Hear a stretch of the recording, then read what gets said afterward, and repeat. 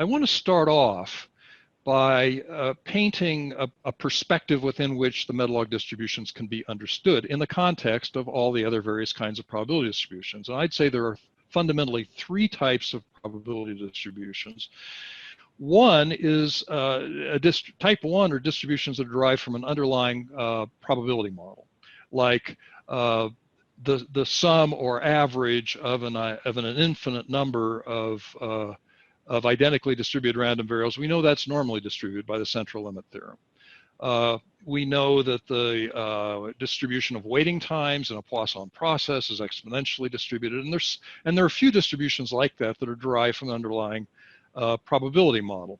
The second type of distribution is distributions probability distributions that have been derived to match particular sets of empirical data. So they have one particular use, and that's matching a particular set of data. So a great example of that was this gentleman named Mead, who published a paper in 1965 called the logit normal distribution. And he had spent most of his career measuring the diameters of carrots, that is, diameters of carrot roots that had been submitted for various competitions in the UK, okay? And through his research, after collecting thousands of measurements of carrot root diameters, he determined that none of the existing probability distributions he knew of provided a very good fit to carrot root diameters. And so he came up with a new distribution, the logit normal distribution. And that logit normal distribution, he claimed and proved in his paper, does a better job of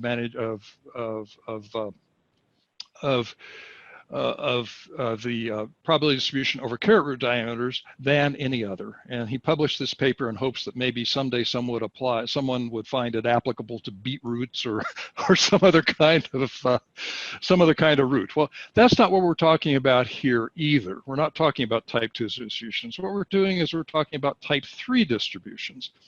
And type 3 distributions are there because the intent is they should be able to match any or most any set of empirical or assessed data. They're flexible enough to represent the data rather than imposing a shape on top of the data that is an arbitrary shape that might not fit that data. And that makes them different in the criteria for how good is the distribution that are in this central column. In a type 1 distribution, the criteria are a good one of these, the distribution reflects the underlying scientific model, whatever that is. The type 2 distribution, the criteria is the distribution matches the data. So in other words, you've got a good distribution of carrot root diameters, right? And you can prove that it is, right? But the type 3 distributions are measured by a different set of things. They're measured by how flexible are they to represent different sets of data, how simple are they in terms of equations, platform independence, things such as that, and then how easy are they to use. Because in this day and age, we're busy people. We got a lot going on besides just fitting data to probability distributions. And if you can make it easy to use, then it becomes very quick and very fast and a big time saver. Now, the gold standard, the current gold standard before the Metalogs for type 3 distributions, the so-called Pearson distributions. And Pearson, working out of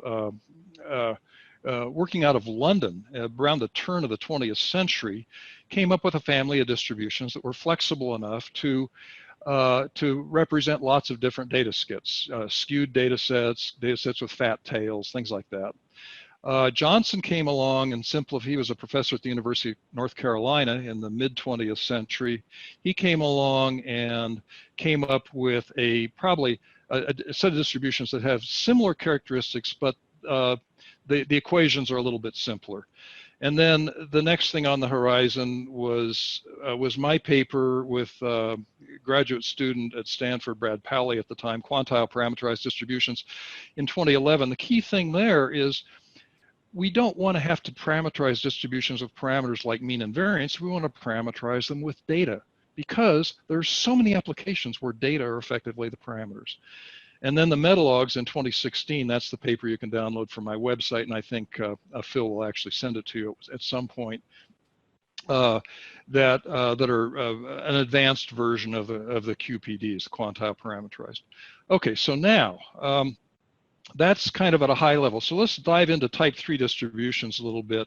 Why do we need these? Well, first of all, there's data, and the big function of type 3 distributions is to use them in context with data, whether that be empirical data, assessed data, estimated data, but whatever it is, you're going to use the data to help you learn about the shape of the distribution.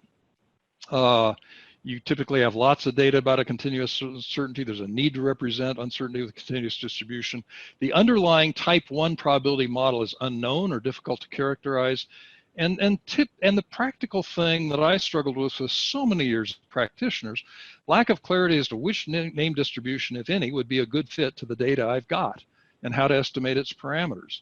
You know, you can see somebody says my data has a lower bound of 0. Maybe it's a cost. Maybe it's a time, a repair time for an aircraft.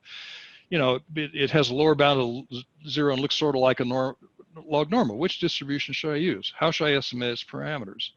And then there are all these distributions: the log normal, the gamma, the inverse gamma, the chi-square, the log gamma, the log Pearson type 3. All these look a lot like a log normal distribution. Which one of these should you use? Which one of these is the best fit? Well, what I'm going to do is propose a way of just eclipsing or skipping beyond all these questions, because there's